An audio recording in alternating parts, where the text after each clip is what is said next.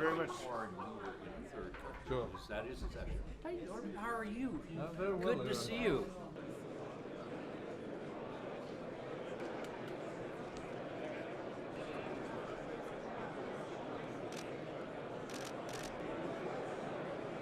Ladies and gentlemen, please take a seat. Actually, I do not have to introduce President Sargsyan, who is the president of Armenia. Very thankful for you to join us and being here. So thank you again for taking a seat at our stage. But he's not only a politician, but he's also a physicist, professor of physics. And so he will give us an insight what physics and politics, where they collide, and what new we can learn from this. He will tell us about quantum politics, so where politics leave the parallel or the straightforward way and enter in the world of quantum, where you maybe can't see where they're going. But the floor is all yours. I'm really looking forward, and thank you again for being with us. Thank you very much, Mr. President. It's my pleasure to be here today. And let me just start with the theme of this this conference about the complexity of our world, the world that we are living. I think the voices and the noises that we hear today are all about that is too complex, unpredictable, difficult. We don't know where we are heading. Too many questions and too little answers. And I don't know, will I add to the questions or to the answers? Most probably more to the questions rather than to the answers. But I would like to start from the speech of President Steinmeier today when he was speaking about the complexities of the world, but also mentioned one specific phrase saying that in this new world that we are living, and most probably the internal agendas of specific nations and states are having huge influence on international relations and policies and uncertainties that we're facing, that we're living in a completely different world already. Maybe we don't notice that, maybe we don't speak about that because we're still thinking classically. We're thinking about the big story, which is still there, because the big bodies are still classical. But when you go down to the small elements of the matter, in this case, the matter of public, the things are changing dramatically. And this is where I would like to call it the quantum politics. Okay. The notion you can take as a metaphoric, another way saying that things are different, or you can take in a form that the classical institutions are becoming less and less important or relevant, and we can discuss about that. Or you can take in a form that quantum technologies, the new technologies, are having huge impact on our lives, or even further, I think they are changing not only the way we live, but also saying they are also changing the fabric of our societies. We have to be brave in order to come up with non-standard solutions to the problems that we are facing, and so on. So I'll stop there. But all of that started probably around 100 years ago, here in Germany as well. More than 100 years ago, I think, the world of physicists were living a similar situation. I mean, they were all fine, happy with classical mechanics. Everything was explainable, like it was 20 years ago in politics. But then they started discovering features of physics that could not, Newton's classical mechanics could not be explained. So huge confusion, didn't know where we are going. There was a collapse of the world.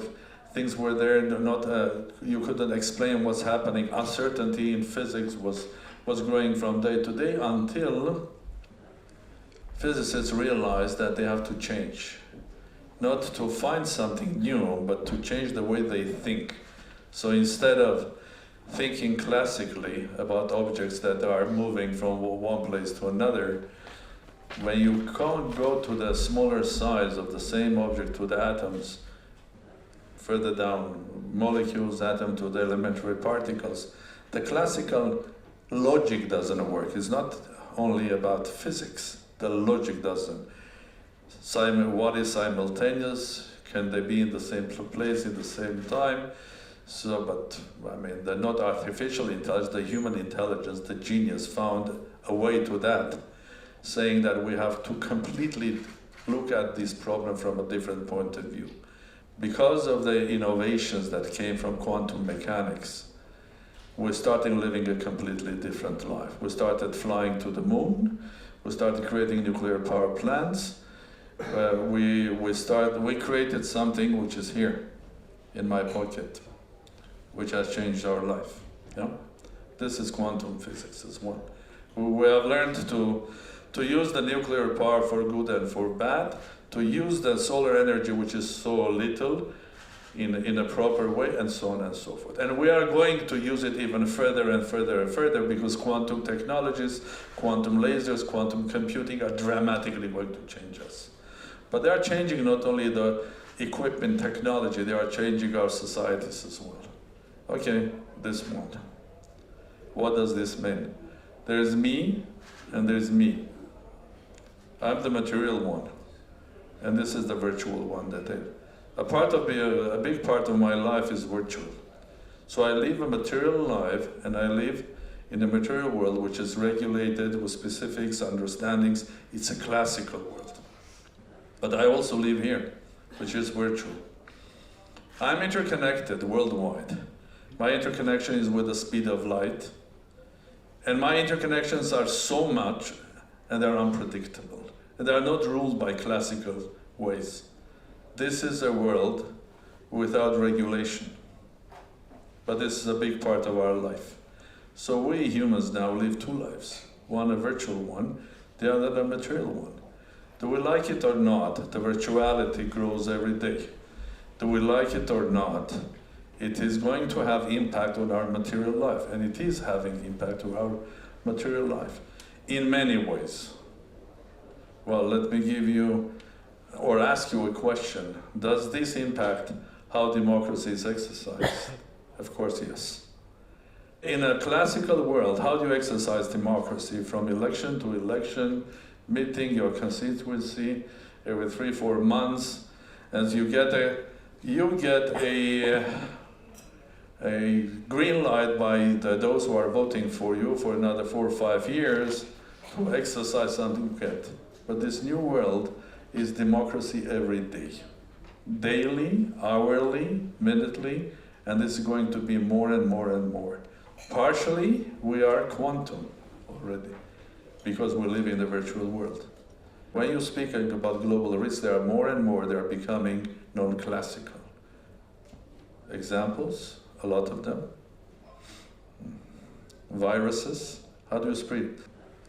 They start somewhere in China. We're lucky that incubation is 14 days. Imagine the incubation is a month or 2.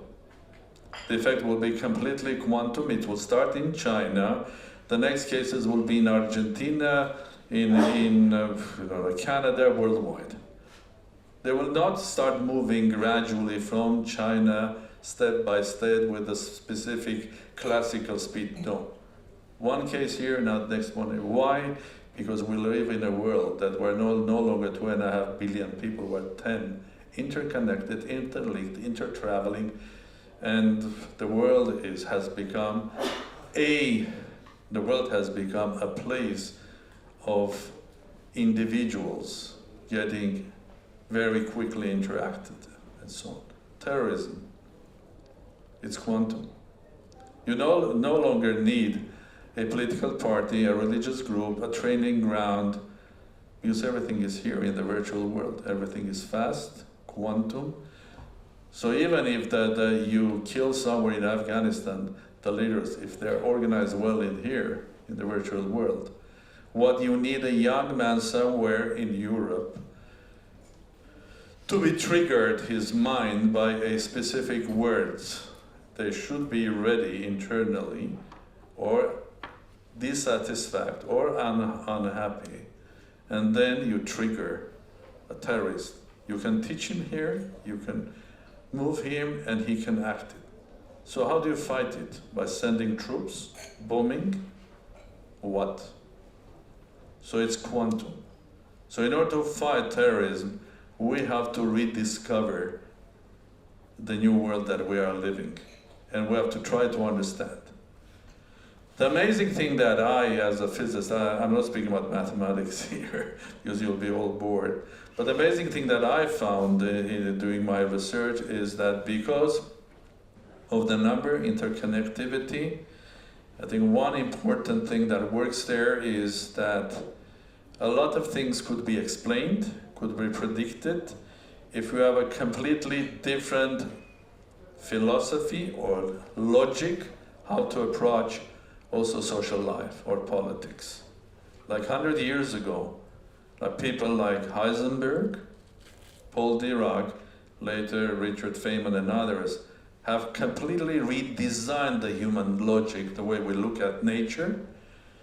The same way we will be forced in the future, I think, to start redesigning the way we think and analyze, predict in a completely different form things that are happening around us. Starting events, politics, how you manage it, and parallels will be phenomenal. The example that I brought to you of a revolution in Armenia is a classical fusion of elementary particles. You have plutonium or uranium, which is of a specific mass. In the social society is a specific mass of unhappy people. And you don't need any ideology, you need just a couple of high energy, energized particles. They come and hit. And what you get, a chain reaction, is the same is happening in a human system. So the world is changing. And there is no amazing, it's not amazing because it's interesting. We are a part of nature. Why on earth quantum mechanics can explain not only individual particles, but also their connections or clusters, groups like atoms, molecules, it's run by that. Why on earth it cannot explain, not quantum mechanics, but that theory that takes care with the similar logic, why it cannot explain human society? I do believe it can, because we are also a part of nature and our behavior. Maybe individually we're different, but the moment we're interconnected, we interact with the speed of light, individual becomes important. This is a new world of a quantum, the world of the power of an individual. Then you can start using laws of nature on human society. We will be explaining more, and a lot of things in the future will be explainable through a different logic. There'll be more about probability of this or that happening rather than determination or classics that, yes, if you throw this thing from here or there, there'll be a specific path. Any politician in a modern world will be affected with the changes around him daily, and his decisions, you can judge about his decisions depending, the judgment will be not deterministic, but with the probability that this is going to happen with this sort of. For the moment, we're living in a semi-classical, semi-quantum world, and we don't recognize that. And that's why there is a solution. There is a pandemic in China, so what to do?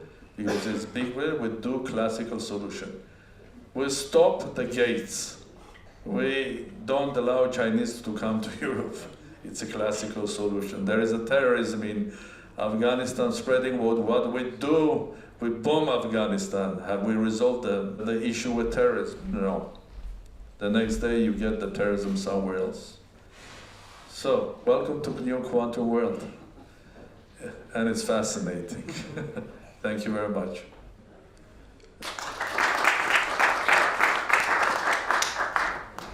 Armenia is a small state, it's a global nation. Okay? And now, there are as many Armenians living probably in the United States and Russia than in Armenia. But this is a global world. That means we're so much connected. So what does an Armenian in California, in Pasadena, coming home in the evening, what is that he does? Well, he has a couple of choices, either to have nice Armenian brandy or to watch Game of Thrones or to sit in front of his computer and to go into a Game of Thrones, which is entertainment, but interactive. Because he goes into Facebook, started giving advice to president, to prime minister, and that number of advice can grow from 1 to 10, from 10 to 10,000, from 10,000 to 50,000. And he's giving advice to the government of Armenia on taxation, for example. Okay? And the government, the prime minister, the minister of finance is sitting there, is getting 50 or 100,000 people. And if you're sensitive, you are accepting the whole fact that you live in a virtual world, this is a message to you that this is what people want from you. Then you start analyzing this unregulated flow of information to you. Out of 100,000, probably 30,000 is fake. The other 30,000 are Armenians from Armenia, and the other 30,000 Armenians from California. They have fantastic ideas, but eventually when you will pass a law, which is a classical one, it's not going to affect them. Absolutely. They're not going to pay that tax because they pay American tax. So how do you handle that? I think one of the first things that we have to start doing is to think about ways, new ways of regulating, which is things that are not regulated at all, which is the virtual world or the quantum world of politics. In the virtual world, there are no boundaries. There are quantums, individuals, interconnections. Living in California, you can have huge influence on what is happening in Armenia.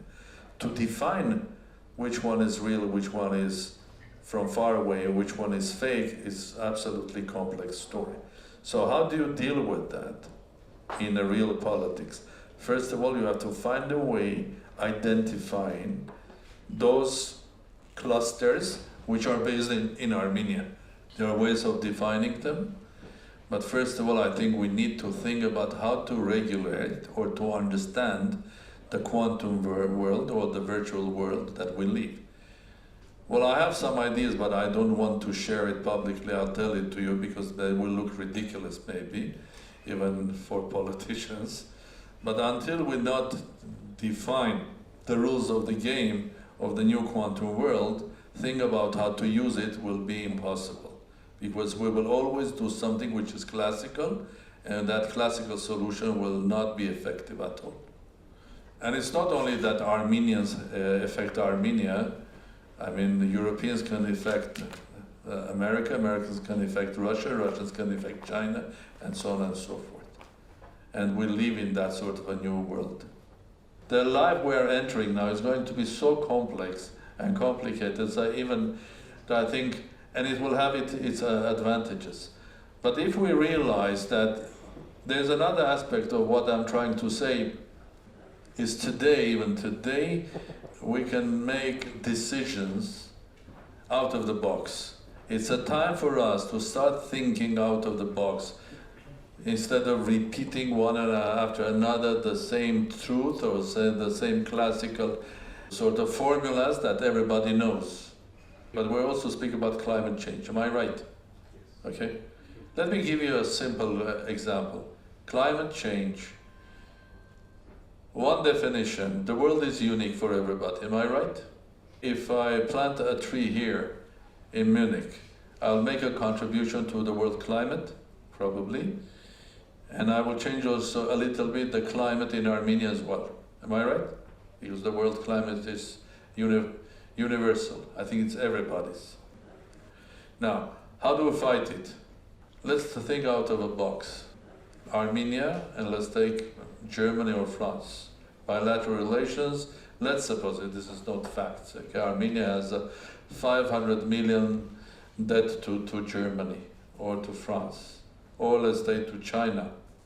So what can Armenia offer? Instead of paying you the interest of my loan, or the capital of it, what I will do, I will not pay you, but use that money in order to plant trees in Armenia or do something green in Armenia. And I will give it to you instead of the money, I will give it to you the credit. It's a win-win situation. We are building our country better and greener. We're contributing to the world green. It looks, it works. If we accept that the world is for everybody, says the climate is our own. The climate doesn't have state boundaries that we have created. The climate is for everybody, and the nature is for everybody. And if you are committed as a big state to climate change, why don't you do something which is out of the box? Okay, let me try to tell this story to international financial institutions. Will they accept this idea? Initially, of course, no, because any new idea, I think it's out of the box. It's discomfort. I don't have the people. I don't have organizations, and so on and so forth. So, I think quantum world means also try to find solutions which are out of the box. It's not about quantum physics, it's about quantum society, but just thinking out of the box. Because this world is going to change. If we continue thinking, staying in the box, we will hit the wall in many ways. And we can see it now. We're getting absolutely uncomfortable what is happening. But it's just uncomfortable. It will become worse. It will not find solutions. Thank you, Mr. President. My name is Peter Newman. I'm a professor of security studies at King's College London, and I say that because one of the most famous people to have worked at King's was James Clerk Maxwell, and he discovered all his theories about electromagnetism when he was working at my institution. So I'm very proud of that. Anyway, I wanted to ask you, in this country, I'm German, we've had a physicist who's been the chancellor of our country for 14 years, Angela Merkel. And people have always wondered about what impact does it have to have a scientist, a physicist in her case, to be as the head of the government. Does that mean anything for the way politics is being done and for the kind of policies that play out? So I'm asking you, do you think that being a physicist changes the way you look at politics, the kind of policies you pursue? Does it, for example, imply a different approach towards technology, towards the way you, for example, welcome also and offer a level playing field to technology companies coming to your country? What impact does it have that you are a physicist to the way you pursue politics? I'll say something if I'm making it complex, just tell me. Yeah? I think if I compare nature and statehood, okay? In nature, there are laws of mathematics. So you put mathematics as a basic law, because if in classical mathematics 1 + 1 is not 2, then there is something wrong. In nature, if you are guided only by mathematics, you will not learn about nature.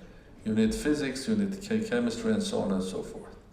So mathematics is the framework, is the constitution of nature, okay?